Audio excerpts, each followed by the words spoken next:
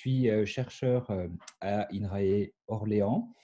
Ma spécialité, c'est la modélisation appliquée à l'évolution des ressources forestières. Je fais ça depuis une bonne trentaine d'années. J'ai travaillé 20 ans à Nancy, puis 6 ans comme responsable de la R&D de l'ONF à Fontainebleau. Et depuis 5 ans, je suis à Orléans dans l'UMR qu'on appelle Biofora, qui travaille sur la génétique et la physiologie des arbres forestiers dans un objectif de valorisation de la diversité génétique de ces ressources naturelles, avec des aspects d'amélioration génétique, de conservation des ressources et d'approfondissement de la connaissance des flux de gènes et du fonctionnement génétique et physiologique des populations d'arbres pour améliorer la gestion durable de ces ressources. Le travail que je vous montre ce matin est issu en partie d'un travail de fond de veille scientifique sur le sujet qui est là, forêt, changement climatique, bois et carbone, et d'autre part d'un travail d'expertise nationale confié à l'époque l'INRA et l'IGN, avec la collaboration d'autres organismes de recherche. Travail confié par le ministère de l'Agriculture en 2015. Il a été terminé et restitué en 2017. L'objectif, c'était de montrer comment la forêt et la filière bois pouvaient contribuer à l'atténuation du changement climatique en tenant compte des contraintes liées à la nécessité d'adaptation simultanée à ce changement climatique et à la prévention des crises sanitaires forestières. Voilà, donc diapo suivante, s'il te plaît, Eric. Voilà. Donc, l'enjeu pour les forêts et la filière forêt-bois, il est très élevé. C'est d'abord de fournir une demande mondiale et locale en ressources bois qui est attendue en forte croissance pour les décennies qui viennent, et en particulier dans un objectif de décarboner l'économie. Au-delà, donc, réduire l'impact de nos sociétés sur le climat à travers la progression vers la neutralité carbone à l'échéance 2050, comme vous savez que c'est la politique actuelle de notre pays. Au-delà de cet objectif strictement forestier et bois, les forêts et le bois sont un secteur clé dans la mesure aussi où ils représentent un modèle éventuellement utilisable par d'autres secteurs de sobriété, de durabilité et de recherche de performances multiples, non seulement économiques, mais également sociales et environnementales. Ce sont des propriétés de la gestion des forêts et des industries du bois qui sont reconnues depuis longtemps. Un autre point important de la situation, c'est que le changement climatique représente des contraintes renforcées pour ces écosystèmes et pour les industries qui les transforment. On a besoin simultanément d'adapter les pratiques et les écosystèmes eux-mêmes au changement climatique. Deuxièmement, on a besoin d'alimenter ce qu'on peut appeler la bioéconomie, donc l'ensemble des nouveaux procédés de production, transformation, recyclage et satisfaction des différents besoins de la société à partir de filières biosourcées. Donc le bois est une de ces filières. Et puis enfin, un dernier aspect, les forêts fournissent de nombreux services écosystémiques qui sont importants pour nos sociétés, comme par exemple comme havre de biodiversité, comme lieu de production d'eau potable de qualité, comme lieu de reconnexion à la nature et de récréation. Et on a vu pendant la crise Covid l'importance de ces services qui vont devoir être régulés dans le temps, dans l'avenir, du fait de la prégnance des crises qui peuvent affecter ces écosystèmes. Alors, ce cadre, cet agenda, si on peut dire, nous l'avons donc étudié et documenté dans l'étude à laquelle je vais me référer, l'étude INRA-IGN. Et suite à la conclusion de cette étude, nous avons produit une soixantaine de conférences débats sur ce sujet, devant des auditoires très variés, pas seulement des professionnels concernés, mais aussi des publics académiques, des étudiants en formation notamment, des publics profanes aussi, des petites assemblées locales, des universités locales, des syndicats intéressés à des actions de conservation dans des milieux avec beaucoup de forêts notamment. Lors de ces conférences, nous avons essayé de présenter les choses de façon assez large avec les 4 points qui sont là, c'est-à-dire présentation du contexte, en quoi consiste le défi climatique pour les forêts, quelle est la performance carbone telle qu'on peut l'estimer de différents scénarios de mobilisation du bois. Donc c'est une démarche un peu prospective. Qu'est-ce qu'on peut imaginer que va devenir la mobilisation du bois dans les décennies qui viennent? On s'est arrêté à l'horizon 2050, qui était déjà un peu éloigné pour nous vis-à-vis de nos capacités à se projeter numériquement dans la vie. Mais c'est un horizon 2050 qui reste court pour les forêts, qui sont des écosystèmes avec des très longues constantes de temps, comme vous pouvez l'imaginer. Et puis, on illustre quelques pistes proposées par la recherche pour faire face à ce défi climatique. Voilà, diapo suivante, s'il te plaît. Alors, les forêts recèlent un très important potentiel de mobilisation. On peut illustrer ici à travers ce qu'on appelle le taux de prélèvement, c'est-à-dire la proportion de l'accroissement naturel annuel. Chaque année, les forêts s'accroissent, produisent du volume de bois. Et ce graphique représente la proportion de cet accroissement naturel annuel qui est actuellement mobilisé dans les industries pour différents types de production de bois. C'est réparti ici par espèce. On voit par exemple que les chênes, qui sont importants dans les régions qui nous intéressent aujourd'hui, ne sont prélevés au niveau national qu'à peu près à hauteur de 50% de leur accroissement. Il y a un tout petit peu de mortalité, ce qui signifie en gros la moitié de ce que produisent actuellement les forêts de chênes est accumulé en forêt. Ce stockage est très important au niveau national puisque, on le verra tout à l'heure, il constitue un stockage de carbone in situ, c'est-à-dire dans l'écosystème. Alors, pourquoi est-ce qu'on se donne en référence la valeur 100%, c'est-à-dire pourquoi est-ce qu'on pourrait prélever 100% de ce que produisent les forêts actuellement? Eh bien, c'est le cas lorsque les forêts sont gérées durablement avec un certain équilibre des classes d'âge dans la ressource. S'il y a une répartition à peu près homogène des jeunes, des moyens et des vieux peuplements des vieilles forêts, on peut, en théorie, prélever la totalité de l'accroissement annuel. On ne prélève pas la totalité du stock, bien entendu, ce stock, il est entretenu dans le temps. Il est maintenu stationnaire par les prélèvements qui viennent renouveler des jeunes peuplements d'un côté et puis prélever en coupe d'éclaircies ou en coupe de régénération l'équivalent de ce que produit la forêt chaque année. Donc 100%, c'est une référence pertinente lorsque les forêts sont gérées durablement. Ce qu'on voit ici, c'est que seul le pas maritime en France, principalement le massif des Landes d'Aquitaine, est prélevé à hauteur de 100%. Pour les autres espèces, on est très en dessous.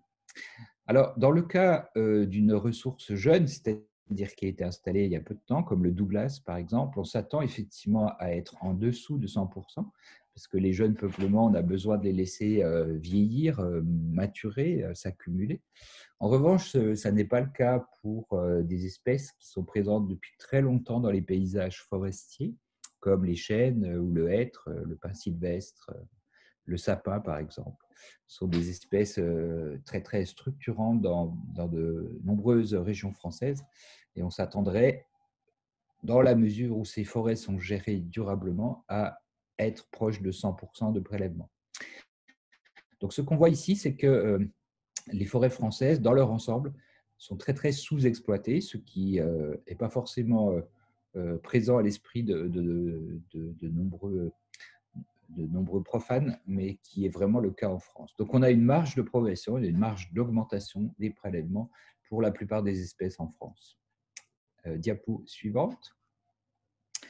Un deuxième élément de contexte très important, c'est que le changement climatique, ce ne sont pas seulement des variations graduelles des réchauffements ou des allongements de la saison de végétation, qui sont des phénomènes graduels, ce sont aussi des grandes crises sanitaires. Ici, je vous ai représenté la grande crise du dendroctone sur les pins du nord américain. C'est un petit insecte qu'on dit sous-cortical, donc qui s'introduit sous l'écorce des arbres affaiblis par d'autres facteurs, comme la sécheresse par exemple, et il va les tuer en se nourrissant sur l'arbre. Alors, le dendroctone sur les pins américains est un insecte endémique, c'est-à-dire il est présent naturellement dans les populations d'arbres. Ce qui est nouveau depuis une vingtaine d'années, c'est qu'il a pris un caractère explosif, à la fois dans l'espace, donc là vous avez l'évolution de la surface affectée par ces dégâts, et il est également explosif dans le temps. En général, une crise sanitaire provoquée par un insecte dure à peu près 5 ans. Ici, depuis plus de 20 ans, ces forêts sont affectées par la crise qui a provoqué des dégâts tout à fait considérables. L'ordre de grandeur de cette crise, c'est 1 milliard de mètres cubes de bois détruits par les effets de cet insecte. 1 milliard de mètres cubes, pour vous donner un ordre de grandeur, ça représente 40% du volume sur pied pour tout notre pays en France métropolitaine. Donc, ce sont des phénomènes qu'on attend en évolution avec le réchauffement climatique. J'ai tenu à vous montrer ce cas insecte, même si pour le grand public, le cas des incendies est peut-être plus présent à l'esprit. Vous avez tous en tête ces images très impressionnantes des incendies australiens. On l'a connu en Europe aussi avec les grands incendies dans la zone méditerranéenne que nous avons connus depuis une dizaine d'années.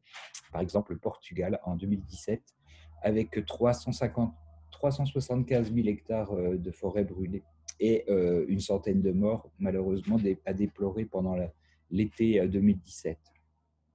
Donc, ces grands phénomènes sont attendus en progression et ils vont certainement jouer un rôle structurant sur la façon dont on va s'occuper des forêts. Diapo suivante.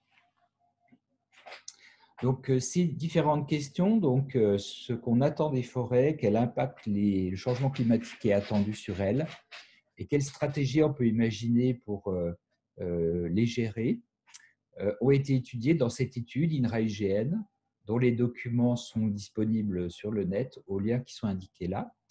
Ça a été produit par une vingtaine d'experts de plusieurs disciplines qui sont listés ici.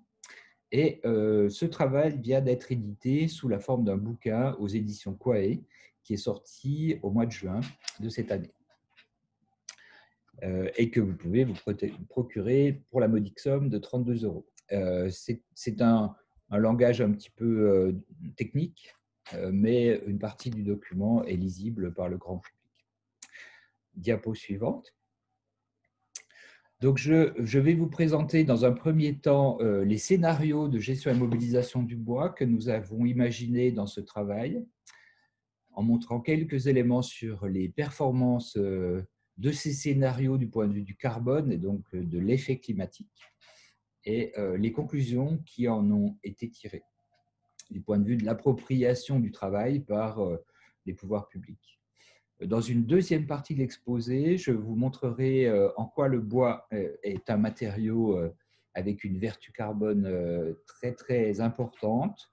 Qu'est-ce que ça signifie concrètement du point de vue de l'utilisation des procédés, donc le bois en concurrence avec d'autres procédés, et ce que ça signifie aussi du point de vue des pratiques en forêt. Donc, ça sera la partie suivante. Et puis, en conclusion, j'exposerai quelques conditions politiques, économiques, culturelles aussi, pour mettre en œuvre ce qui est aujourd'hui un véritable défi. Voilà, diapo suivante. Alors, le premier scénario de gestion, mobilisation des ressources, c'est que nous avons imaginé, c'est en gros un scénario tendanciel, c'est-à-dire la tendance actuelle en France métropolitaine, c'est une extensification, c'est-à-dire un allègement de plus en plus prononcé des prélèvements. Ici, on a supposé dans ce premier scénario que la récolte était stable d'ici 2050 à environ 50 millions de mètres cubes par an prélevés.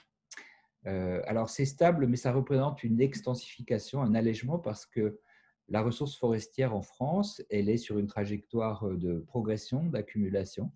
Elle progresse en surface et également en volume, et enfin en accroissement. Donc, l'accroissement annuel des forêts n'arrête pas d'augmenter depuis qu'on le mesure, et on peut estimer que le volume en France, le volume de bois en forêt a doublé depuis environ une cinquantaine d'années. Donc, cette ressource, elle est de plus en plus riche. Et donc, si on continue à prélever un même volume stable de 50 millions de mètres cubes par an, cela représente un allègement progressif des prélèvements. Cela dit, ce scénario est considéré par de nombreux acteurs comme le tendanciel, c'est-à-dire si on ne fait rien, c'est ça qui va se passer, et nous verrons plus tard les conséquences que cela peut avoir. Un deuxième scénario, diapo suivante, il s'appelle… est-ce qu'on peut passer à la diapo suivante, Eric? Merci. Donc, dynamique territoriale, c'est un scénario intermédiaire dans lequel les différentes régions se différencient dans le temps, réagissent beaucoup aux crises, donc c'est une attitude qu'on peut appeler réactive, et adoptent des attitudes assez variées d'une région à l'autre vis-à-vis de leurs ressources forestières. On peut imaginer que certaines essayent de mettre l'accent sur la valorisation des ressources forestières pour la production. D'autres auraient une attitude plus contemplative, si on peut dire, c'est-à-dire laisser plus les forêts s'accumuler et aller vers des trajectoires de libre évolution. Dans ce scénario, pour le mettre en œuvre, on a supposé un taux de récolte stable. Donc, on prélève 50% de l'accroissement annuel en volume, ce qui nous amène en 2050 aux alentours de 70 millions de mètres cubes de volume récolté chaque année. Voilà le deuxième scénario. Diapo suivante, je donne un peu plus d'indications sur ce troisième scénario qu'on a appelé intensification avec plan de reboisement. Ici, on suppose que la récolte augmente tendanciellement en taux et en volume, bien entendu, jusqu'à atteindre en 2050 70% de l'accroissement annuel. Donc là, on récolterait environ 90 millions de mètres cubes par an. 70%, ça veut dire que la forêt continuerait de s'accumuler, donc 30% environ du volume produit annuellement continuerait de s'accumuler en forêt. Ce scénario représente quelque chose de très en rupture par rapport aux usages actuels. Ça suppose un grand nombre de changements. Et pour vous donner une idée, dans l'état actuel des modèles économiques qui sont disponibles en France, nous ne sommes pas capables, n'avons pas été capables de calculer quel volume de subventions annuelles, par exemple, il faudrait injecter dans la filière bois pour que ce scénario soit faisable. Les modèles ne sont pas suffisamment souples pour être capables de le simuler. Cela peut reposer sur notamment une connaissance incomplète de ce qui se passe dans le circuit industriel et également chez les propriétaires. Actuellement, les propriétaires sont assez peu réactifs au signal prix. En tout cas, nous n'avons pas été capables d'évaluer des changements de comportement des acteurs, en particulier des propriétaires forestiers, vis-à-vis de leur réaction à des variations de prix, de demande, pour mettre sur le marché des quantités supplémentaires de bois. En tout cas, ce qu'il faut retenir dans ce scénario, c'est qu'il est en rupture, qui suppose de nombreux changements dans les pratiques. Et en particulier, nous y avons inclus ce qu'on a appelé un plan de reboisement, qui consisterait à remettre à renouveler 500 000 hectares, ce qui représente à peu près 3% de la surface française de métropole, reboiser 500 000 hectares avec des espèces à croissance rapide, de façon à pouvoir mettre sur le marché assez rapidement, d'ici 30 à 70 ans, de nouvelles ressources, a priori qu'on juge bien adaptées à la demande des industries du bois. Alors, ce qui est important de retenir, c'est le troisième et dernier scénario de gestion-mobilisation. Nous avons croisé ces trois scénarios avec, d'une part, deux scénarios de climat, de réchauffement climatique, et troisièmement, quelques scénarios d'occurrence de grandes crises forestières qu'on appelle systémiques, donc qui affectent l'ensemble du système de manière très profonde. Mais en tout cas, pour la gestion, c'est le troisième et dernier scénario. Ce qui est important de dire maintenant, c'est que lorsque nous avons restitué les travaux devant de nombreux acteurs, c'est ce scénario qui a été retenu par le gouvernement de façon non ambiguë, répétée et très explicite, comme à la fois une évidence et un minimum. Ce qui signifie qu'un minimum, c'est-à-dire qu'il faut faire au moins ça, alors que ça, c'est déjà très difficile à faire. Et deuxièmement, c'est une évidence c'était une évidence du point de vue du gouvernement, parce que à l'époque, le gouvernement travaillait sur la trajectoire de décarbonation de l'économie française jusqu'à 2050, en considérant l'ensemble des secteurs d'activité. Et très clairement, il a dit publiquement à l'ensemble des acteurs à l'époque qu'il n'y avait pas de trajectoire nationale faisable jusqu'à 2050, c'est-à-dire avec décarbonation complète de l'économie en 2050, sans une composante forestière très ambitieuse qui est celle-ci. C'est-à-dire que les deux autres scénarios ne permettaient pas au système national de boucler dans les projections à une valeur zéro en 2050, c'est-à-dire un équilibre strict entre, d'une part, les émissions de carbone résiduelles par l'ensemble des secteurs, et d'autre part, les puits de carbone naturels dans les sols agricoles et dans les forêts. Donc ça, c'est un élément important. Donc, diapo suivante.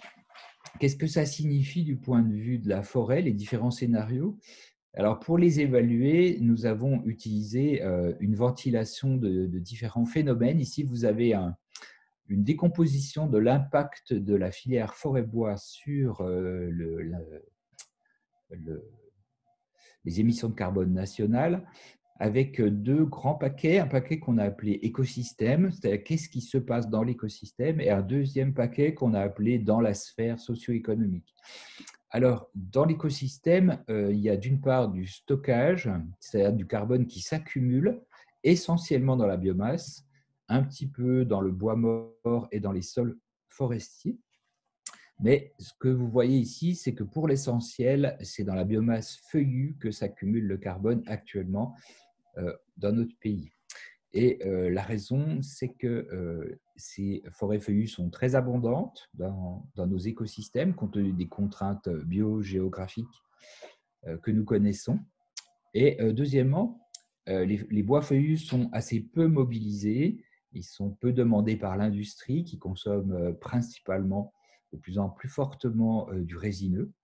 Donc nous avons une ressource abondante et très peu mobilisée actuellement, ce qui fait qu'elle se stocke rapidement. La deuxième composante qu'on a appelée socio-économique, c'est d'une part la variation du stock de bois dans les produits, qui représente actuellement un montant assez faible. Ce montant pourrait augmenter si nous augmentions la durée de vie des produits, la quantité de bois immobilisé, par exemple, dans le bâtiment, avec des constantes de temps de plusieurs décennies. Et également, tout ce qui concerne les émissions de carbone évitées par l'usage du bois plutôt que par des matériaux concurrents. C'est ce qui est en bleu dans la figure. Sous forme de bois d'œuvre ou bois d'industrie, donc tout ce qui est construction de bois, charpente, maison à ossature bois, tout ça, ça consomme de grandes quantités de bois et ça évite surtout des quantités très importantes d'émissions de carbone qui apparaissent lorsque, par exemple, on construit le béton il y a des quantités importantes produites simplement par la production du ciment, la mise en œuvre du béton, et qui sont donc économisées lorsque vous choisissez une solution bois plutôt qu'une solution concurrente. Le total de ces effets de la forêt et de la filière forêt-bois sur l'atmosphère, c'est à peu près 120 millions de tonnes de CO2 équivalent par an, ce qui est équivalent à peu près un quart de nos émissions de gaz à effet de serre brutes pour l'année 2016. Donc ça signifie que le secteur dont on parle aujourd'hui est un acteur majeur de notre politique climatique. Toute la question, c'est de savoir comment on règle le curseur dans la figure de gauche entre ce qu'on fait dans l'écosystème et dans la sphère socio-économique. En effet, lorsque on envisage d'augmenter les prélèvements, on s'attend à un stockage moins fort dans l'écosystème, mais par contre des émissions plus importantes, des émissions évitées plus importantes, puisqu'on va utiliser davantage les solutions bois. Donc c'est ça que nous avons chiffré pour les 3 scénarios. Je ne vous montre pas le graphique pour économiser du temps. Le message qu'on peut retenir, c'est que les 3 scénarios sont à peu près équivalents du point de vue de leur impact sur l'atmosphère. En revanche, ce qui est différent entre eux, c'est la manière dont ça se répartit entre le stockage dans l'écosystème d'un côté et puis les émissions évitées de l'autre.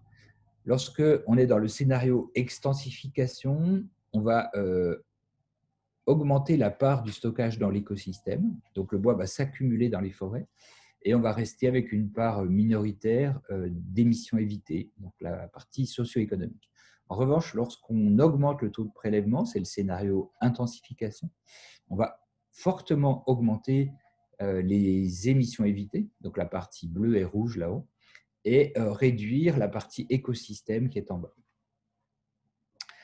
Voilà, diapo suivante, s'il vous plaît.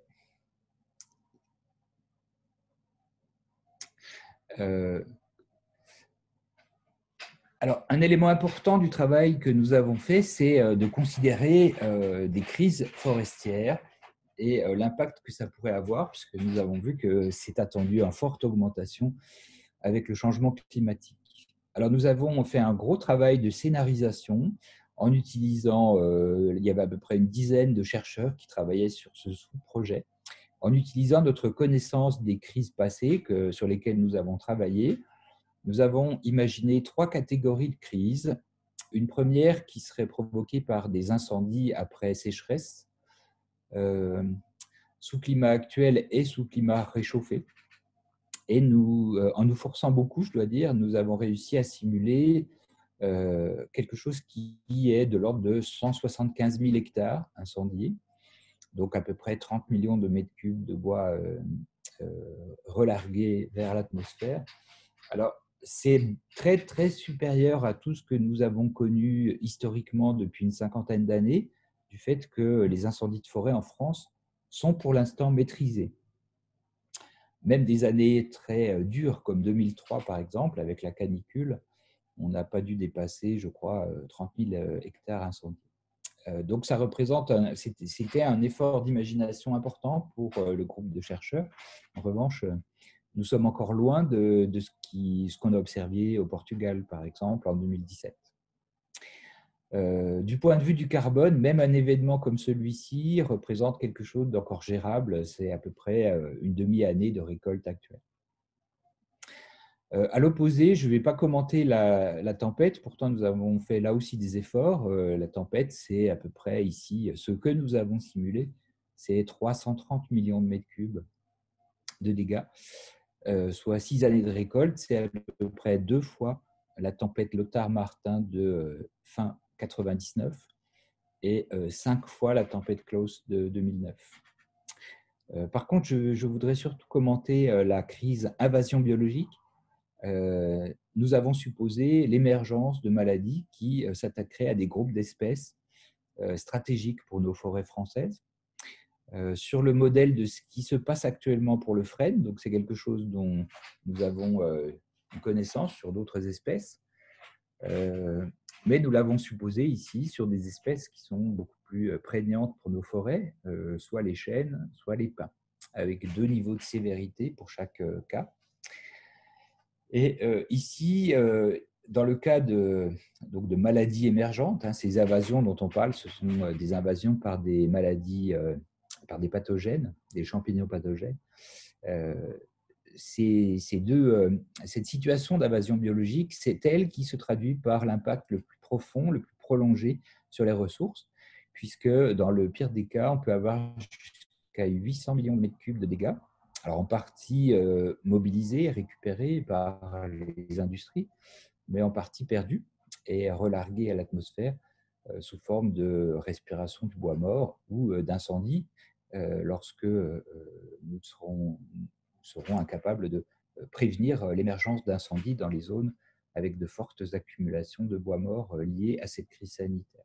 Donc, ce qu'on voit ici, c'est que potentiellement, dans les 3 situations que nous avons documentées, c'est cette situation-là qui est a priori la plus problématique compte tenu de nos ressources. Et malheureusement, je dois dire que nous connaissons déjà des organismes candidats qui pourraient être à l'origine de telles crises, en particulier dans des champignons pathogènes présents dans d'autres continents. Donc, il y a un risque que ces maladies émergent en France. On vient de le voir dans le cas du frêne, avec une maladie issue de Chine qui est arrivée dans notre pays par le biais de plantations à but ornemental, donc pas des opérations forestières, je précise. Donc ici, c'est bien l'équivalent de 3 à 15 années de récolte actuelle qui seraient concernées par cet événement. Donc c'est un signal qui est extrêmement fort. Ça veut dire qu'à peu près 15 années de stockage de carbone pourraient être perdues par l'occurrence d'une crise aussi forte. Voilà, donc ça c'était un aspect nouveau, original de notre travail qui a demandé pas mal d'efforts pour sortir de notre zone de confort de chercheurs, donc essayer d'imaginer des choses très en rupture par rapport à ce que nous avons connu. Cela dit, l'ordre de grandeur du phénomène invasion biologique, 800 millions de mètres cubes, il est analogue à la situation que je vous ai montrée tout à l'heure pour le continent nord-américain, 1 milliard de mètres cubes de pins détruits par les scolytes. Voilà, diapo suivante. Alors, cette figure, elle est un peu compliquée. Elle montre l'évolution attendue du volume moyen par hectare, donc combien de volume de bois on a en moyenne sur chaque hectare forestier. Vous avez en noir au milieu la situation actuelle avec le point moyen 170 mètres cubes par hectare pour l'ensemble de la métropole. Quelques régions un peu extrêmes, Aquitaine d'un côté, Franche-Comté de l'autre. Vous avez sur la gauche la trajectoire dans les 3 catégories de forêts, donc domaniale, forêt communale et forêt privée. Donc, nous sommes dans une trajectoire d'accumulation depuis, comme je l'ai dit tout à l'heure, en particulier sur les 30 dernières années, avec la forêt privée qui rattrape relativement vite les forêts publiques. Et sur la partie droite de la figure, vous avez les évolutions attendues jusqu'à 2050 pour les 3 scénarios que j'ai présentés précédemment. Dans chaque scénario, il y a plusieurs courbes, le rouge en haut pour extensification, le vert en bas pour intensification. Ces différentes courbes correspondent à des versions différentes du modèle que nous avons utilisé. Dans chaque cas, il est raisonnable de prendre la progression la moins rapide, qui nous paraît être la plus réaliste. Cela dit, même avec cette progression la moins rapide, on voit qu'on s'attend à progresser jusqu'à environ 200 mètres cubes par hectare dans le cas le plus favorable et 240 dans le cas le plus défavorable. Alors pourquoi je dis favorable ou défavorable? Eh bien, simplement parce que ces progressions attendues du volume sur pied, du capital forestier sur pied, sont plutôt inquiétantes puisqu'elles nous amènent en moyenne nationale minimum à 200 mètres cubes par hectare et au maximum à 240, ce qui est une gamme tout à fait inédite par rapport à tout ce que nous connaissons depuis qu'il y a des inventaires en forêt et probablement depuis une assez longue période. Minimum depuis le début de la reconquête de la transition forestière en 1830. Et ce que nous venons de voir avec les risques, c'est que des forêts qui se capitalisent aussi vite deviennent plus fragiles par rapport aux différents aléas, en particulier vis-à-vis de la sécheresse et des tempêtes. Donc, cette capitalisation, elle est un peu ambivalente, c'est-à-dire d'un côté, elle signifie qu'il y a plus de bois en forêt, donc des leviers nouveaux de prélèvement et de valorisation dans l'économie, mais en même temps, elle est aussi un signe de fragilisation des forêts. Si nous laissons faire la trajectoire de capitalisation la plus rapide, très probablement, nous exposons nos forêts à des dégâts beaucoup plus élevés qui pourraient dégrader le bilan carbone et puis surtout fragiliser fortement les forêts elles-mêmes, les services écosystémiques qu'elles rendent et puis nos propres capacités à maîtriser le système. Si nous laissons faire, si nous n'avons plus suffisamment d'industrie du bois nationale capable de mobiliser la ressource, nous réduisons notre capacité à maîtriser les crises. Et avec la crise du coronavirus, nous venons de voir ce que ça signifie de laisser échapper à l'étranger des capacités de production de commodités aussi basiques que des masques, par exemple, ou des touillettes pour aller faire des examens biologiques. Ce sont les mêmes processus qui sont en jeu là dans le scénario extensification, c'est laisser se déliter le tissu industriel et donc faire baisser nos capacités à maîtriser les crises. Voilà, diapo suivante. Donc, je vais maintenant donner quelques éléments sur le bois et ses vertus carbone en le présentant comme un des matériaux essentiels de la bioéconomie. Ce n'est pas le seul, il y a d'autres ressources biologiques qui peuvent alimenter des filières qu'on dit biosourcées, comme des coproduits agricoles ou des produits agricoles dans certains cas, lorsque l'alimentation n'est pas menacée par ces productions. Mais le bois, en toute hypothèse, est attendu comme un des matériaux essentiels de la nouvelle économie. Diapo suivante. Donc, le bois, c'est un matériau qui possède des tas de propriétés tout à fait précieuses du fait de son mode de production qui est sobre, qui consomme très peu d'intrants, et puis du fait de ses particularités de construction. Ici, vous avez une tranche de bois et puis une vision d'anatomie du matériau.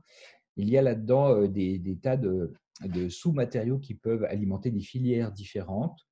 Quasiment tout ce qu'on fait actuellement avec les ressources pétrolières, on peut le produire de façon analogue avec de la ressource bois. Ce qui fait la différence entre ces deux mondes, si on peut dire, c'est que la ressource pétrolière, elle est par définition finie, quasiment finie. Donc, nous consommons quelque chose sans qu'il se reconstitue, alors que le bois, lui, il est reconstitué du fait même de la gestion durable des forêts, à condition, bien entendu, que nous fassions une gestion raisonnable de la ressource qui ne compromette pas le stock et qui permette son renouvellement et son bon état de santé sous risque climatique. Diapo suivante. J'aime bien montrer ce matériau-là parce qu'il illustre bien l'intérêt qu'il y a à utiliser du bois plutôt que des matériaux concurrents. C'est un matériau qui est efficace, qui est durable et qui est sobre. L'efficacité, on peut la voir avec cette belle construction en forme de sourire, hein, ça s'appelle Smile, qui a été installée au cœur d'une ville anglaise, je crois, qui est fabriquée avec du sciage de tulipier de Virginie, donc un bois feuillu d'origine américaine, mais qui est produit en petite quantité en Europe. On voit la performance du matériau, puisque là, on a un porte-à-faux de 15 mètres à peu près, et le côté apprécié de ce type de matériaux par le grand public pour son côté esthétique, ses performances mécaniques et surtout ses excellents facteurs de performance, c'est-à-dire qu'on produit une très bonne performance mécanique ici, esthétique et thermique, avec un matériau qui demande très très peu d'intrants pour sa production.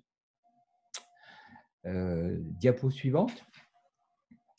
Un aspect qui est très important lorsqu'on pense à de la construction bois, je crois, en ce moment, c'est de faire le lien avec les usages historiques de ce matériau. Là, j'ai choisi de vous représenter 3 exemples de construction en bois historique en Bourgogne, en Champagne-Ardenne et puis en Bretagne, qui montrent qu'il y a moyen de stocker du bois sur de la très longue durée, là en l'occurrence entre 4 et 5 siècles, en valorisant des feuillus, des bois feuillus dans la construction. C'est quelque chose qui a été possible dans le passé, dans des conditions effectivement technologiques et économiques qui étaient différentes, mais que nous pouvons reconquérir aujourd'hui. Je pense que c'est non seulement possible de reconquérir des savoir-faire qui permettent de valoriser nos feuillus dans la construction, mais ça a également de l'importance, pas seulement sur le plan de notre bilan de carbone national, ou de l'économie et de la création d'emplois, mais c'est important aussi sur le plan psychologique et social pour relever le défi climatique. On voit aujourd'hui que la relation médiatique du changement climatique fait beaucoup appel à des catastrophes, parfois à l'apocalypse ou à un monde qui est en train de basculer. C'est quelque chose qui a beaucoup d'impact sur les représentations, sur le moral des populations, sur la confiance aussi en l'avenir. Et ça me paraît important pour aborder ces impacts psychosociaux de changement climatique, de s'inscrire dans une continuité historique en faisant appel aux émotions qui sont liées à ce matériau et à ce qu'il a pu servir à faire dans nos paysages, dans notre habitat. Diapo suivante. Je dis juste un petit mot sur le bois énergie, quelque chose qui s'est beaucoup prêté aux controverses depuis une quinzaine d'années. Je voudrais contraster un tout petit peu en reprenant les mots de Philippe Biwix, qui a fait un bouquin intéressant il y a 5-6 ans sur ce qu'il appelle les low technologies, sur l'intérêt que peut représenter le bois par rapport à d'autres formes d'énergie renouvelable. Il y a une critique actuelle assez forte de ces énergies renouvelables grises qui sont fortement promues dans l'Union européenne. Certains experts considérant que, en particulier, les grandes éoliennes peuvent être regardées comme une sorte de fuite en avant technologique, compte tenu de leurs coûts en matériaux, en ressources naturelles, de la manière dont elles transforment les paysages, y compris dans leur valeur patrimoniale, et donc qui méritent, comme toutes les filières, une critique, bien entendu. De ce point de vue, le bois peut être regardé comme une énergie renouvelable, comme une manière de stocker de l'énergie solaire d'une façon qui est flexible et qui repose sur des procédés sobres. Et ça, c'est quand même un élément très important puisqu'on voit qu'une partie des difficultés que nous avons actuellement en Europe pour réussir notre transition énergétique est liée au caractère intermittent, non contrôlable des flux d'énergie renouvelable grise, en particulier l'éolien. Donc la flexibilité, la sobriété du bois sont des arguments très importants, en particulier lorsqu'il est produit selon les principes de la gestion durable des forêts. Diapo suivante. Alors maintenant, si je prends plutôt le côté comment produire cette ressource bois qui est attendue comme un élément important de la bioéconomie dans un contexte d'augmentation des crises, de risques en forte progression. Il y a quelques éléments quand même qui ressortent de l'expertise des scientifiques, même si ils suscitent à chaque fois, bien entendu, des débats, des controverses. Donc, je n'expose pas ici tous les attendus, je n'aurai pas le temps. Un premier élément, c'est important de raccourcir les révolutions. Ce qu'on appelle la révolution en forêt, c'est l'âge auquel on considère une parcelle comme mûre commercialement et où on décide son renouvellement.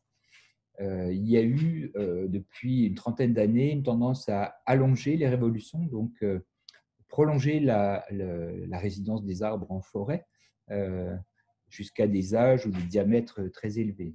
Et nous savons que ces options augmentent la vulnérabilité des forêts par rapport au risque de tempête ou de sécheresse. Donc, raccourcir les révolutions là où elles sont trop longues, c'est un élément important pour non seulement alimenter l'industrie, mais aussi réduire les risques. Diapo suivante.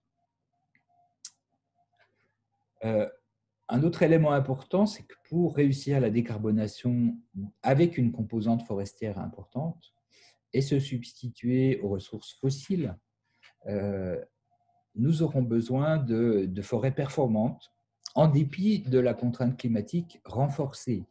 Et une solution pour le faire, c'est d'utiliser l'amélioration génétique. Ici, vous avez côte à côte, sur la droite, des peupliers cultivés, des hybrides de bonne performance, et sur la gauche, une plantation de feuillus qui a le même âge, avec du chêne, du frêne. Donc là, je pense on voit très très bien la différence de performance. Je ne suis pas en train de dire qu'il faut remplacer tous les feuillus par des peupliers cultivés, mais il y a dans l'amélioration génétique du potentiel d'amélioration de la fixation de carbone par hectare et par an, donc de la performance de la surface forestière, à pomper du carbone dans l'atmosphère pour le transférer vers des usages éventuellement de long terme. On sait qu'on peut déjà fabriquer de la charpente légère avec des assemblages de peupliers. Donc, on voit bien ici le potentiel qui peut en être tiré.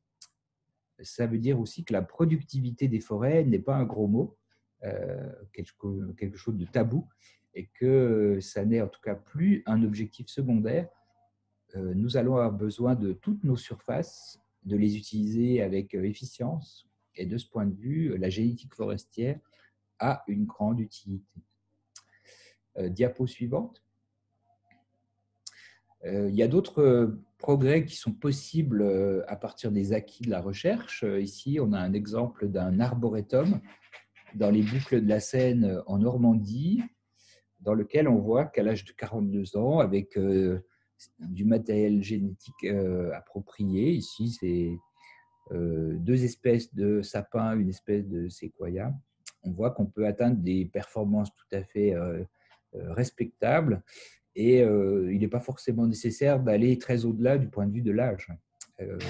Dès la cinquantaine d'années, on voit ici que dans les conditions que nous avons connues depuis les années 70, nous avons la possibilité de produire des arbres de taille tout à fait correcte, soit pour la biomasse, dans le cas d'Abies grandis, qui n'a pas un bois de grande qualité, soit pour des usages en structure, dans le cas d'autres espèces, comme d'autres sapins ou des espèces à bois dur, comme le Douglas, par exemple. Donc, il y a des possibilités de produire en cycle assez court, ce qui est un atout évolutif très important, produire en cycle court en forêt, parce que d'une part, ça utilise bien l'espace. En une cinquantaine d'années, on a une production valorisable. Et d'autre part, ça nous permet aussi de nous adapter, parce qu'on sait que le climat va changer. On ne sait pas encore exactement selon quelle trajectoire. On ne sait pas non plus exactement de quelle façon les différentes espèces vont réagir à ces transformations. Et donc, c'est important d'avoir des options dans la palette des options de gestion des forêts. C'est important d'avoir des options à cycle court qui nous permettent de réorienter assez rapidement l'aménagement des massifs forestiers. Diapo suivante. Alors, ces recherches de performance que j'ai développées avec, par exemple, des peupliers, avec des espèces à cycle court, elles peuvent être combinées avec des choix de précaution. Actuellement, les forêts mélangées sont assez fortement conseillées pour rechercher cette précaution. Et ici, je l'ai illustré par un mélange que je trouve assez réussi en forêt en Normandie, entre du hêtre, qui est un peu en substrat, qui était assez mal réussi probablement il y a 80 ans, et puis 2 espèces de résineux qui ont été plantées pour enrichir la parcelle et lui donner une valeur économique plus importante, à savoir le mélèze et puis le Douglas. Donc on voit qu'on est capable de réussir avec une sylviculture soigneuse, des forêts mélangées qui fonctionnent bien et qui sont probablement de nature à produire une gamme de produits intéressants, du bois de structure dans le cas du Douglas, du bardage pour les usages en menuiserie extérieure dans le cas du mélèze, par exemple, et puis du bois de chauffage ou du bois de trituration dans le cas de hêtres de mauvaise qualité ici. Donc on a bien ici une multifonctionnalité, y compris dans les usages du bois, donc une gamme de solutions apportées. Voilà, diapo suivante. Je ne commente pas trop l'ensemble des controverses qui sont très actives en ce moment sur la question des coupes forestières, des plantations, des options de renouvellement pour faire face à la crise climatique. Il est clair que dans ces controverses, la question des coupes forestières joue déjà un rôle important, la critique des coupes en particulier, et de l'exploitation forestière. Je crois que c'est important de faire une pédagogie assez approfondie sur ces sujets-là, parce que les gens ne comprennent pas forcément, les gens qui n'ont pas une pratique de ce que c'est la gestion durable des forêts, ne comprennent pas nécessairement quel est le rôle des coupes dans la gestion durable des forêts. Et en particulier, le fait que gérer durablement des forêts, c'est les maintenir dans un état qu'on appelle stationnaire, c'est-à-dire quelque chose qui, tout en se transformant chaque année, reste à peu près au même niveau en moyenne lorsqu'on fait la moyenne dans l'espace et dans le temps. Donc, il n'est pas évident qu'il sera facile de maintenir des états stationnaires pour les massifs forestiers avec l'augmentation des risques. En revanche, ce qui est certain, c'est que pour y arriver, on aura besoin des coupes forestières et on en aura besoin encore plus que par le passé.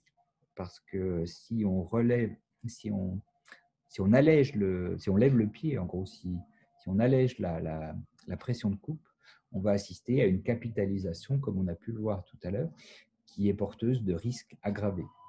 Donc, il y a quelque chose d'important, là, je crois, de la part des forestiers et des industries du bois, à expliquer plus largement à l'ensemble de la société en quoi consiste la gestion durable des forêts.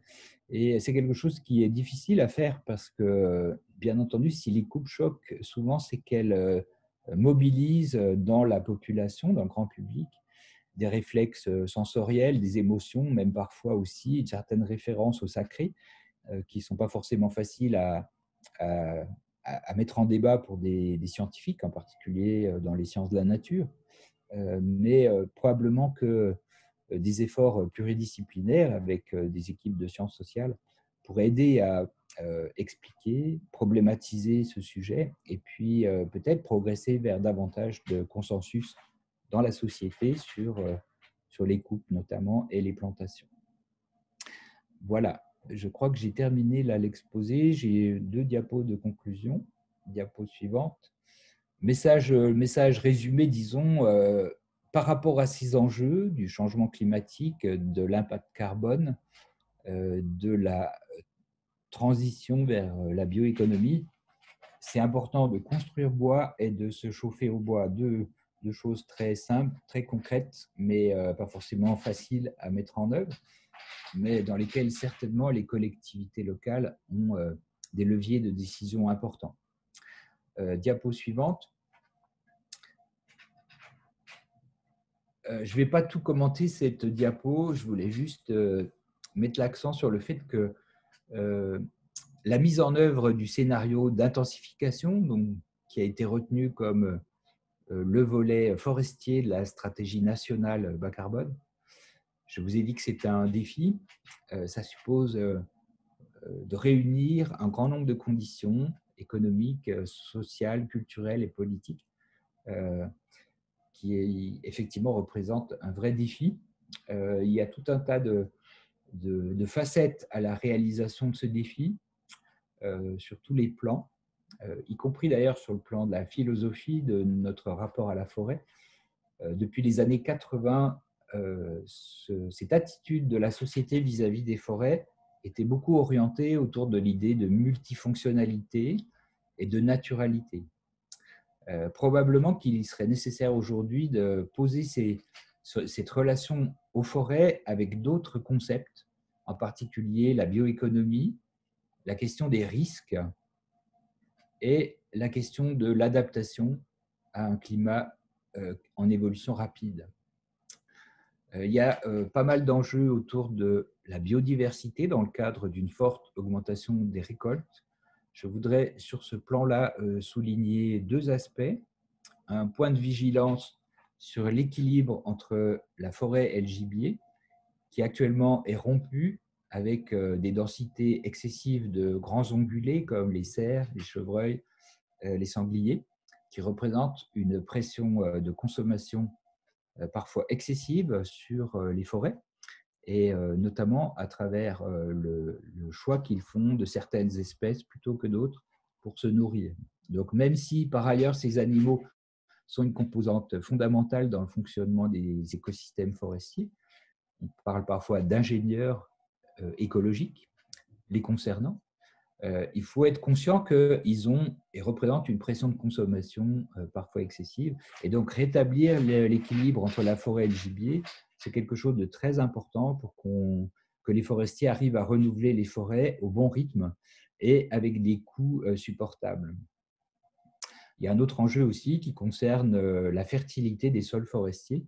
Les forêts sont des écosystèmes très rustiques dans lesquels on met actuellement pas ou très peu d'intrants.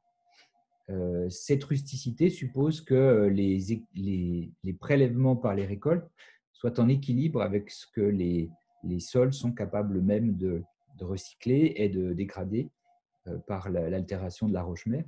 Et donc, ça suppose de la vigilance dans le calibrage de ces prélèvements forestiers, de ces récoltes, selon la nature des sols et le climat, bien entendu. Et puis, je commenterai juste un dernier aspect. Sur tous ces sujets-là, il y a eu un plan de recherche et innovation qui a été préparé pour la forêt et le bois à l'époque du ministère Le Foll, avec un objectif 2025. Ce plan est toujours d'actualité, prévoyait un certain nombre d'actions, notamment pour solidifier le modèle économique des acteurs, pour encourager l'innovation dans les usages du bois, des fibres du bois et des molécules, donc y compris la chimie du bois, et notamment en valorisant mieux notre ressource feuillue qui, on l'a vu, actuellement est peu mobilisée par la société et a tendance à s'accumuler en forêt. Donc aujourd'hui, il y aurait un vrai intérêt à tout point de vue à une meilleure mobilisation et valorisation de nos ressources feuillues. Et puis, bien entendu, un effort particulier pour adapter la forêt, préparer les ressources forestières du futur, qui doit jouer un rôle important, en particulier dans un travail de pédagogie vis-à-vis de la société, des médias et des décideurs économiques sur en quoi consiste la gestion durable des forêts. C'est quelque chose qui est souvent un petit peu mystérieux et qui est parfois assimilé de façon un peu sommaire au fait de ne pas couper de bois. En fait, la gestion durable, ça consiste à couper du bois. C'est un acte tout à fait nécessaire, même s'il n'est pas du tout évident pour de nombreux acteurs qui s'intéressent aux forêts. Voilà. Et puis, je termine peut-être avec une dernière diapo, si j'ai encore le temps. Dans le travail de pédagogie autour de ce sujet, c'est important. Ce travail de pédagogie, il me paraît inévitable, indispensable, si on veut que le débat public soit suffisamment riche, qui ne se cristallise pas sur des controverses un peu trop, qui feraient pas suffisamment la place aux nuances et à la complexité de ce que c'est les forêts. Dans cette pédagogie, il me semble que c'est important de fournir un panorama complet et équilibré de la situation, c'est-à-dire bien décliner les différents aspects du défi climatique. Deuxièmement, de ce qu'il signifie en particulier pour la forêt. On ne demande pas à la forêt de répondre à toutes les questions, je crois que ce n'est pas ça qui est écrit dans les différents textes, dans les stratégies, dans les plans d'action. Mais en revanche, on demande à la forêt de fournir des choses spécifiques qui vont contribuer aux résultats d'ensemble, à hauteur de ce que la forêt peut donner, mais probablement avec un niveau de fourniture supérieur à ce que nous avons connu depuis une trentaine d'années. Et un autre aspect d'équilibre dans ce panorama, c'est que c'est important d'articuler les risques et les opportunités. Il y a des risques, nous les voyons tous les jours à la télé. Les forestiers peinent à en tirer les conséquences, à simplement écluser les énormes volumes de bois qui sont détruits par les grandes crises sanitaires. Actuellement en France, les scolites sur l'épicéa, ça représente quelque chose de massif, et encore plus en Europe au sens large. Donc il y a bien entendu des risques, mais il y a aussi des opportunités offertes par les forêts, en particulier à travers toute cette ressource feuillue qui actuellement est très peu valorisée et qui pourrait davantage alimenter la construction bois, par exemple, dont l'impact, dont la vertu carbone est très élevée. Et je crois qu'à travers une présentation large comme ça, complète et équilibrée, on peut aider les différents acteurs, les professionnels, les étudiants en formation, les ONG, le grand public, les utilisateurs, on va dire, profanes de la forêt, qui s'y promènent juste pour se ressourcer, pour souvent un retour à la nature. On pourrait permettre que le débat aide à dépasser des réactions psychologiques immédiates. On voit beaucoup de panique, de sidération, parfois aussi de la pensée magique, pour réellement contribuer à une mise en mouvement et passer davantage de temps à la mise en œuvre des stratégies plutôt qu'à un débat continuel sur l'élaboration des stratégies, ce qui est une attitude typiquement française. Et enfin, également pour prévenir autant que possible les conflits d'usage. Ces conflits seront inévitables. Il y aura certainement besoin de répartir différemment les usages de la forêt, notamment entre la chasse, la récréation, la conservation de la naturalité et la production de bois à haute performance. Actuellement, ces différents usages de la forêt sont recherchés de façon concomitante sur chaque parcelle de forêt. Peut-être qu'il y a des stratégies qui permettraient de répartir ces différents usages avec des pondérations différentes sur l'ensemble de la surface. Voilà, c'est ce que je voulais vous dire aujourd'hui. J'espère avoir été suffisamment clair. Et en tout cas, je vous remercie pour votre attention. Merci beaucoup, Jean-François. C'était vraiment très intéressant. Maintenant, la parole est à vous, à tous les participants. Donc, je vous invite, quand vous avez une question, si vous avez une question, à ouvrir votre micro et aussi votre caméra pour qu'on puisse vous identifier et vous passer la parole. On ne t'a pas très bien entendu, Eric. Alors, voilà, donc c'est maintenant le temps des questions. Et donc, je vous invite à ouvrir votre micro si vous avez une question et votre caméra pour qu'on puisse vous identifier et vous passer la parole.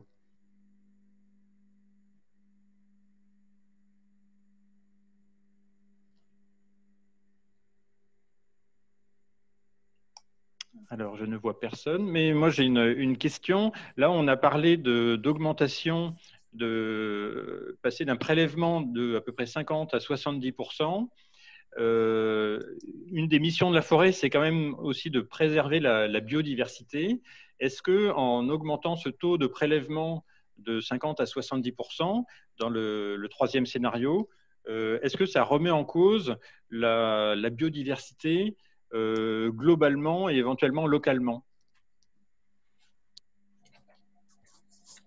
Alors, il y a une façon de répondre à cette question, Eric, qui est de considérer la forêt domaniale, finalement, puisque porter le taux de prélèvement à 70% au niveau national, ça revient à se rapprocher du niveau de prélèvement des forêts domaniales, qui est actuellement un peu supérieur à 70%, enfin qui est à peu près à 70%. Et ce qu'on observe dans les forêts domaniales actuellement, c'est qu'on arrive assez bien à concilier les différentes fonctions de la forêt, en particulier l'entretien de la biodiversité et sa promotion, dans le même temps que l'ONF produit des bois de très haute qualité dans des quantités qui sont très significatives pour la filière, puisque l'ONF alimente 40% des industries nationales en volume, alors qu'il ne représente que 25% de la surface. Donc, je pense que cette transition, aller vers 70%, ça, manifestement, c'est conciliable avec la poursuite d'objectifs très élevés en matière de biodiversité, pour peu qu'il y ait un aménagement des forêts qui soit explicite, qui soit suivi rigoureusement. Il peut y avoir aussi, dans cet effort, une recherche de répartition plus explicite des fonctions dans l'espace. On peut imaginer que certains espaces soient explicitement dédiés, par exemple, à la naturalité, à la libre évolution. Je pense qu'il y a aussi un effort qui pourrait être fait dans la répartition dans l'espace à un grain plus fin, par exemple, à l'intérieur d'un massif forestier, la répartition dans l'espace des différentes espèces, des différents modes de traitement. Actuellement, on a parfois des grandes nappes de forêt qui sont assez homogènes finalement, même lorsque localement il y a 2 ou 3 espèces en présence, ce qui peut paraître un peu diversifié. Si ce sont les mêmes 3 espèces qu'on retrouve sur des dizaines et des dizaines de kilomètres carrés, on a des massifs qui sont assez homogènes à l'échelle de bêta, la bêta-diversité. Et donc, il y a probablement des progrès possibles en matière d'organisation dans l'espace et dans le temps des différentes formes d'usage des sols forestiers, par exemple. Et puis, un dernier élément de réponse à ta question, c'est la biodiversité locale, cette fois. Et là, j'ai cité les questions du gibier et de la fertilité des sols forestiers. J'insiste sur ces 2 points-là. Ça me paraît des éléments de la biodiversité qui sont très importants. Et dans le cas du grand gibier, l'évolution qui paraît souhaitable actuellement, c'est de revenir vers un équilibre, c'est-à-dire rééquilibrer un peu la situation actuelle au bénéfice de la régénération forestière pour que la composante de la biodiversité qui est constituée par les animaux ne prenne pas le pas sur la composante de la biodiversité qui est la diversité des arbres forestiers du point de vue génétique et spécifique. Donc, il y a effectivement des controverses assez fortes sur le point que tu soulèves, mais je pense que ces controverses peuvent être éclairées et débattues de façon non triviale, disons. Il y a des solutions. Merci. Je vois que Guy Genvreau a levé la main, donc je propose de lui passer la parole. Bonjour tout le monde. Eric, je ne peux pas mettre la vidéo parce que tu dois la bloquer, j'imagine, donc je n'ai pas capacité à la mettre en place. Donc le micro fonctionne. Valentine, voilà. Si tu peux la débloquer, ce serait parfait. Bon, c'est pas grave. Hein. Voilà, ça y est. Bon, bah, c'est sympathique. Merci. Bon, merci pour ces échanges qui sont bien sûr toujours passionnant et enrichissant. Moi, je pourrais parler longtemps et qu'on ait beaucoup de débats, donc je ne vais pas m'aventurer sur tout ça. Pour France Nature Environnement, excusez-moi, je viens de me présenter. Je représente France Nature Environnement, région Centre Val-de-Loire. On aurait beaucoup d'échanges à avoir sur la gestion actuelle de la forêt et à venir. Moi, j'ai juste une question, parce que j'en aurais beaucoup aussi, mais juste une question parce que je lis beaucoup de choses différentes sur la capacité d'un arbre à stocker du carbone. Est-ce que vous pourriez me préciser 2 choses? La première, à quelle période de la vie d'un arbre le stockage de carbone est le plus intéressant? Et la deuxième, y a-t-il une nuance entre un pin et un feuillu? Un résineux et un feuillu, pardon. Enfin, on va dire ça comme ça. Merci. D'accord. Alors, sur la question de l'âge, souvent le problème est mal posé. C'est-à-dire qu'on parle d'arbres. À quel âge un arbre fixe le plus de carbone? En fait, la question, ce n'est pas l'arbre tout seul, c'est la surface occupée par les arbres, c'est-à-dire la forêt. En effet, lorsque vous regardez un jeune arbre, il est tout petit. Individuellement, il ne fixe pas beaucoup de carbone parce qu'il est tout petit. En revanche, il y en a beaucoup par unité de surface. Vous avez 10 000 hectares par hectare lorsque les arbres font à peu près 10 mètres de haut. En revanche, lorsque les hêtres sont très vieux, très gros, il n'y en a plus que 150 par hectare à peu près. Donc, ce qui est important, ce n'est pas combien fixe chaque arbre selon son âge, c'est combien fixe l'ensemble de la population sur une surface donnée, parce que c'est ça que l'atmosphère voit réellement comme contribution de la forêt au changement du climat. Et de ce point de vue, ce qu'on sait, c'est que par hectare, c'est dans les âges intermédiaires que les forêts fixe le maximum de carbone. Lorsque la parcelle vieillit, donc lorsque l'ensemble de la population vieillit, son rythme de fixation de carbone diminue parce que tout simplement, c'est d'autres processus écologiques qui prennent le pas sur la fixation, et en particulier la respiration de l'écosystème devient plus important. Donc pour une même fixation par la photosynthèse chaque année de carbone, il y en a une part plus importante qui est relarguée vers l'atmosphère sous la forme de respiration lorsque les arbres sont vieux.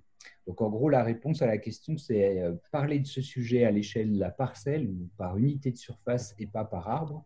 Et deuxièmement, regarder ça sur l'ensemble du cycle de vie de l'arbre. Et de ce point de vue, les populations qui sont très vieilles fixent moins de carbone que les populations d'âge intermédiaire.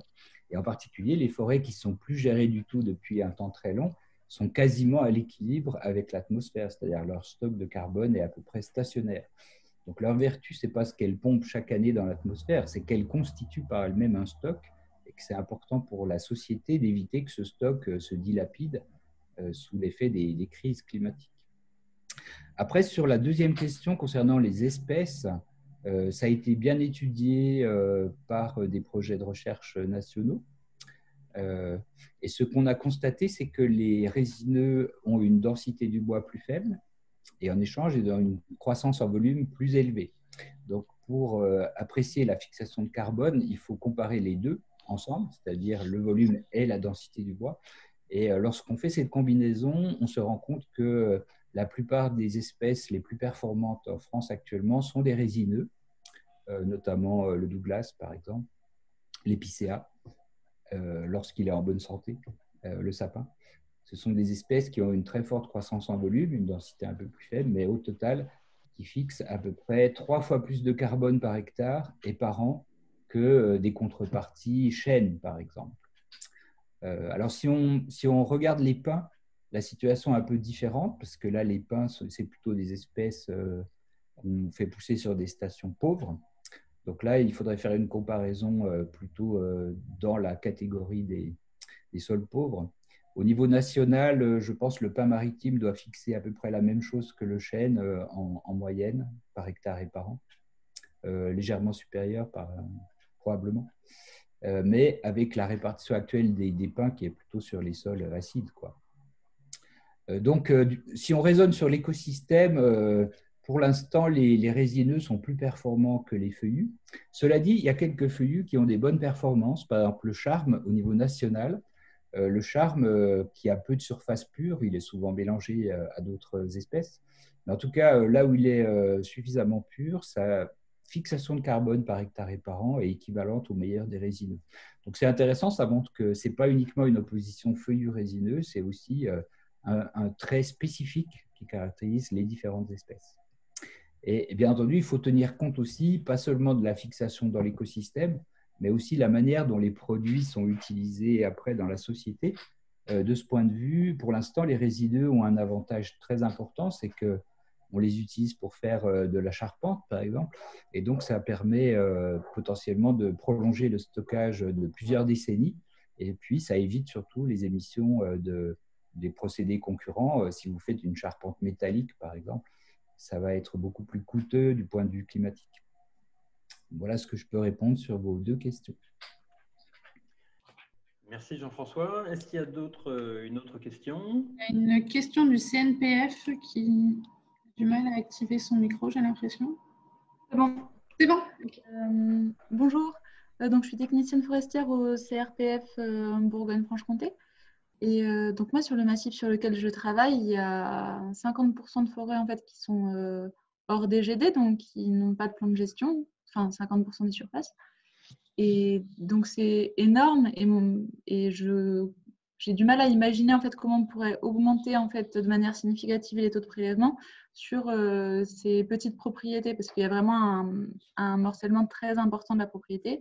Et ces forêts hors DGD, moi en tout cas des échanges que j'ai avec les propriétaires, elles sont en général peu ou pas gérées en raison de différents écueils, soit des questions de coûts, voilà, de difficultés à mobiliser des ETF, etc. Et ça, j'ai du mal à voir en fait comment comment surmonter en fait cet écueil? Alors effectivement, la question de la mobilisation dans la petite forêt privée, c'est une des questions centrales dans la mise en œuvre de ce scénario d'intensification. La loi Le Foll de 2014 avait créé des nouveaux statuts pour permettre le groupement de gestion avec les JF. On voit 6 ans plus tard que la mise en œuvre est pas du tout au niveau qu'il faudrait si le gouvernement voulait vraiment réussir cette augmentation des prélèvements dans les forêts françaises. Donc certainement que les leviers législatifs, économiques, fiscaux ou d'organisation n'ont pas été suffisants pour réussir le regroupement de gestion.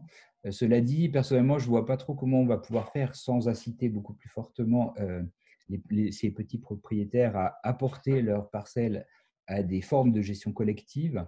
On sait qu'il y a des structures qui peuvent le faire, qui peuvent aménager, organiser des coupes, des travaux, des plantations dans des forêts de taille suffisante. Les compétences existent, il y a des experts, il y a des coopératives, il y a du conseil aussi par le CNPF. Donc la question, c'est plutôt effectivement où trouver les leviers politiques qui permettent d'inciter fortement et effectivement les propriétaires à apporter en gestion leur propriété. On peut même imaginer des formules groupées forêts communales et privées contiguës, par exemple. En tout cas, ce qui est important dans cet effort, je crois, et on l'a bien vu en travaillant sur l'étude d'INRA-IGN, c'est que les phénomènes au niveau du massif sont importants. On ne peut pas se contenter de mobiliser la grande forêt privée.